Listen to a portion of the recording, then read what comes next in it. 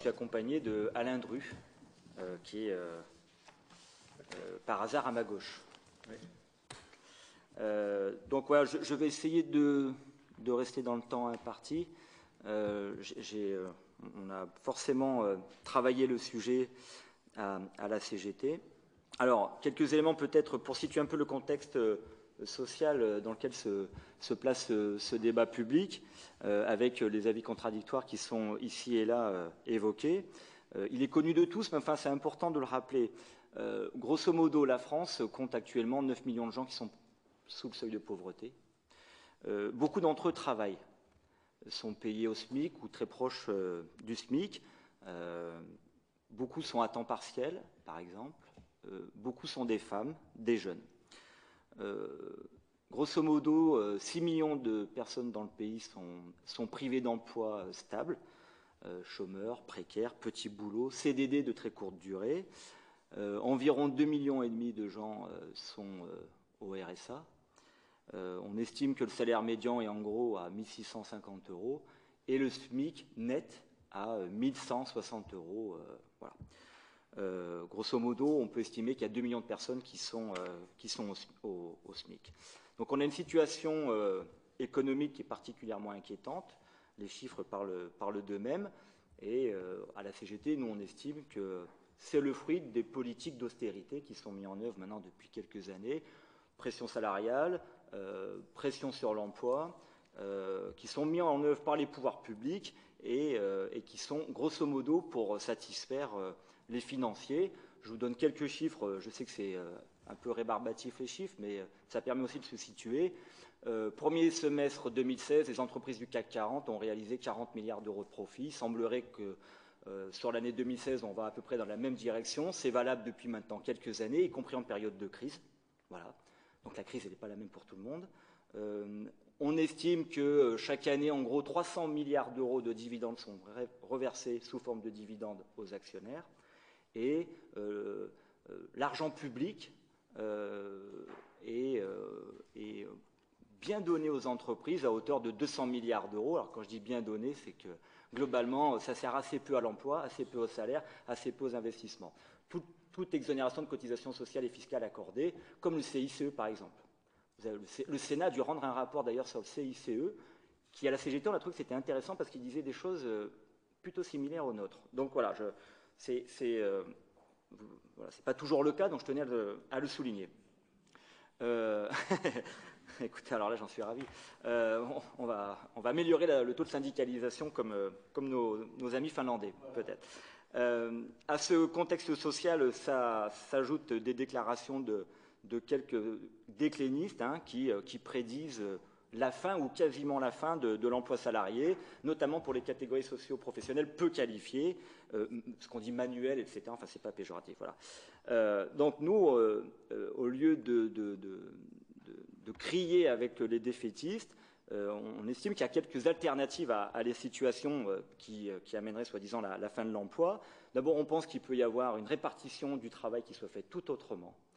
Voilà. Par exemple, la CGT milite beaucoup pour une réelle réduction du temps de travail et on a évoqué la possibilité d'avoir un débat national sur la possibilité de réduire le temps de travail à 32 heures à la semaine ou réfléchir à des formes de réduction de temps de travail à l'année sur la carrière professionnelle, etc. Et puis nous, on est assez intéressés pour discuter vraiment du sens et de la finalité du travail. Aujourd'hui, qu'est-ce que c'est que travailler, que ce soit dans le service public, dans le privé, etc. Voilà. Donc le débat sur le revenu universel, il n'intervient pas non plus complètement par hasard dans la période, où un certain nombre de choix et d'orientations politiques visent aussi à mettre à mal, c'est nous qui l'estimons à la CGT, mise à mal le système de protection sociale.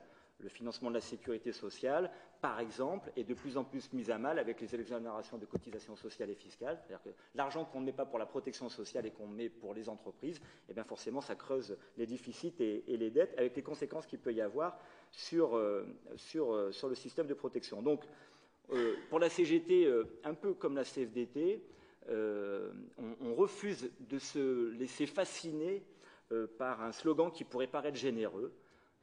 Voilà. Deuxièmement, on refuse de céder à la diversion d'un débat pour ou contre qui occulterait de répondre efficacement aux problématiques aux problématiques d'emploi et à la fois de répartition des richesses, le travail, autrement, etc.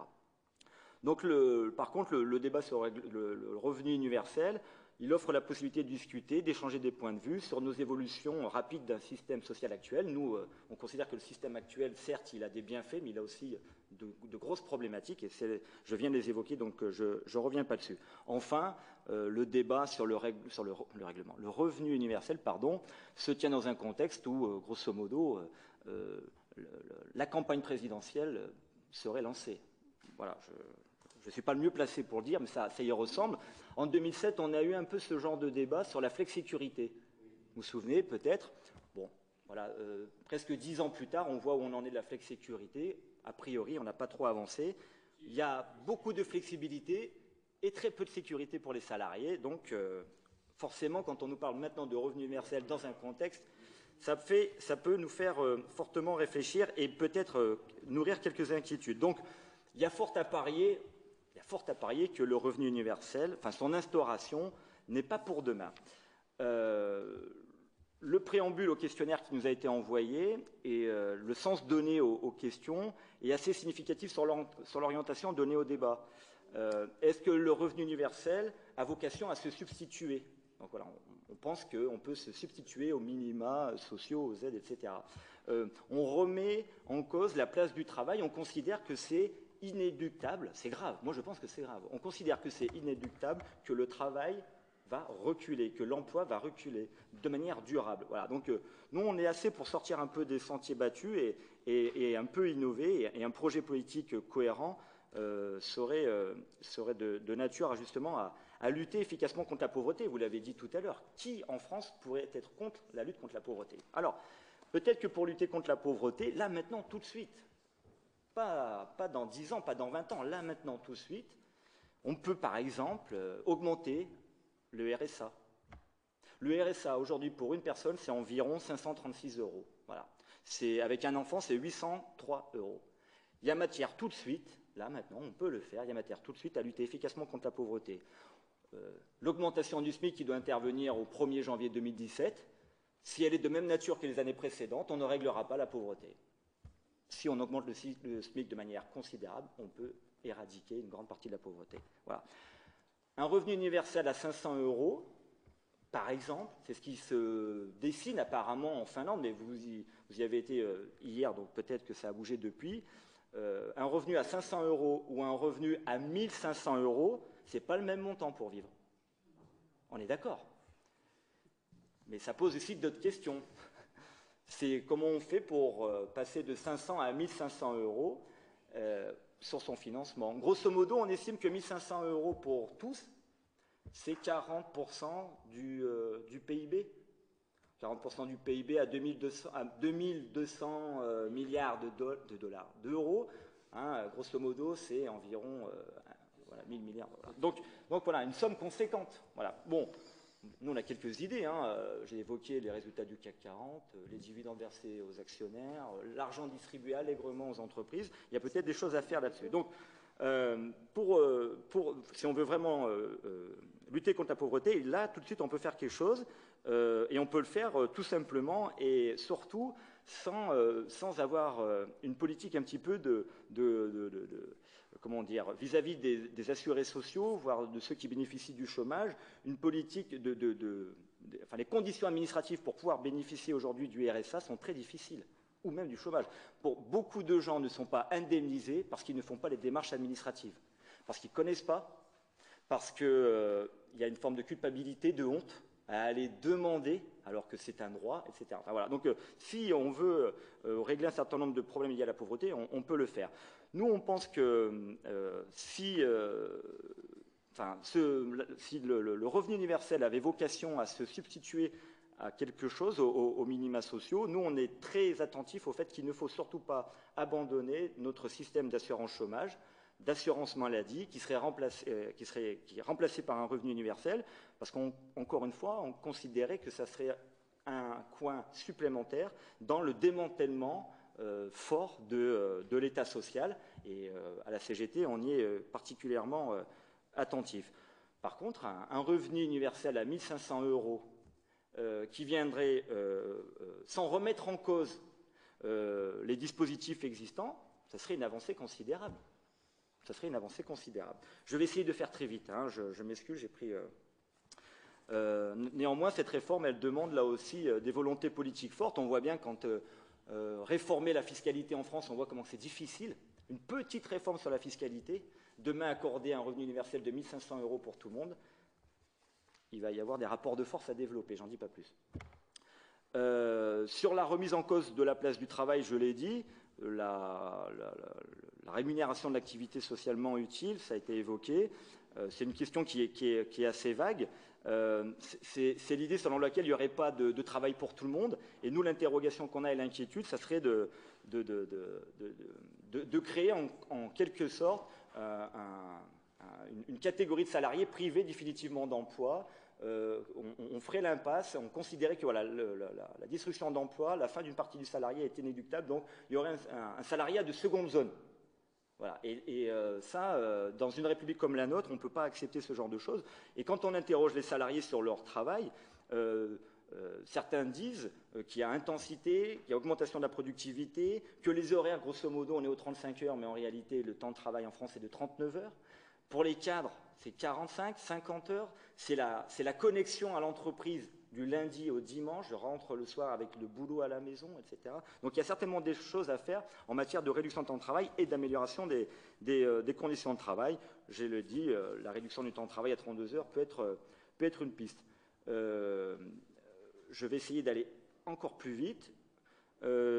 Sur la question, par exemple, de l'automatisation et de l'ubérisation, voilà, je pense que les salariés qui sont ubérisés, enfin les gens qui sont ubérisés, s'ils ne sont pas salariés, les travailleurs qui sont ubérisés, ce qu'ils souhaitent, c'est un statut social. C'est des garanties individuelles et collectives qui les protègent des aléas de la vie, des aléas du travail. Voilà. Être salarié, c'est un statut, c'est créer des richesses, c'est s'investir dans le développement du pays. Donc il y a un caractère là aussi important. Et la remise en cause du salariat, ça serait aussi la remise en cause d'un certain nombre de droits. D'ailleurs, vous avez dû être intéressé là sur le fait que l'URSSAF d'Île-de-France a décidé de poursuivre Uber en justice pour réclamer les cotisations et requalifier le statut des chauffeurs en statut salarié. Voilà. Je vais essayer de conclure pour ne pas être trop long. Au besoin, je reviendrai. Sur le renfort des règles de négociation, enfin le renfort de la négociation salaire ou la baisse des rémunérations, nous on pense, mais là aussi on ne va pas faire de paranoïa, nous on pense que c'est un moyen supplémentaire donné au patronat pour justement faire pression sur les salaires. L'affrontement entre le capital et le travail, le premier affrontement c'est le salaire. Voilà, c'est la répartition des richesses, c'est l'affrontement qui existe depuis maintenant très longtemps. Voilà, le capital a intérêt de créer du profit, de générer du profit et de dégager des marges. Donc forcément, quand il faut répartir ces marges avec les salaires, ça pose tout de suite problème. Et effectivement, un patron serait susceptible dans les entreprises de faire pression en disant voilà, vous disposez d'un revenu qui est assuré par l'État, il n'y a aucune raison que j'augmente votre salaire, vous n'en avez pas besoin vu que l'État vient à votre secours pour pouvoir régler vos factures, pour pouvoir vous aider à vivre, etc. Donc nous, on pense que c'est une pression supplémentaire qui serait faite au monde du travail en matière de salaire. Voilà.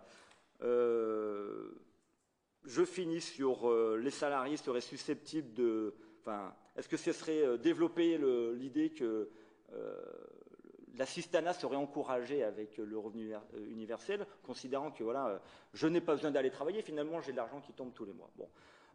Ça peut exister. Voilà, ça peut exister des gens qui considèrent vouloir faire autre chose, voire bénéficier des allocations, ou etc., des minima, etc. Ça existe un temps. Quand on regarde bien, ça existe un temps. On peut en faire 1 an, 2 ans, 3 ans, partir à Cap-Mondou, partir faire du surf à Honolulu, etc. Ça peut durer un temps. Mais en règle générale, on revient toujours à l'idée que un travail, c'est un salaire, c'est un moyen de s'émanciper, c'est un moyen de vivre dignement, c'est un moyen de se socialiser, c'est un moyen de sortir parfois du côté marginal, c'est un moyen de sortir du cercle familial, etc. C'est un sentiment d'être utile à la société. Et dans les salariés, dans la population française, il y a ce sentiment-là, moi, en tout cas pour la CGT, il nous semble, c'est aussi une forme de reconnaissance. Travailler, c'est être reconnu. c'est être reconnu dans son collectif, c'est être reconnu individuellement, c'est être reconnu dans sa famille, chez ses amis, etc., etc. Donc, encore une fois, nous, la CGT, on pense que les salariés aspirent à travailler, même si de temps en temps, ils aiment bien avoir un peu de repos avec la RTT, aller surfer à Honolulu et ailleurs, bien entendu. Voilà un peu brièvement, j'ai essayé d'être un peu concis. Si sur l'expérimentation, la CGT, on fait court, hein, vous allez voir. Si on veut expérimenter, on peut tout de suite, comme je l'ai dit tout à l'heure, relever les minima sociaux, inclure par exemple tous les chômeurs dans l'assurance chômage. Un chômeur sur 2 n'est pas indemnisé, hein, aujourd'hui, hein, avec le système actuel. Hein. Donc on a beau être les meilleurs, mais on voit bien qu'il y a encore des choses à faire. Et puis peut-être ouvrir les minima sociaux aux moins de 25 ans. Pour l'instant, ils en sont privés. Voilà, ça permettra déjà de réfléchir à la lutte contre la pauvreté. Je vous remercie de m'avoir écouté. Merci beaucoup. Alors, on passe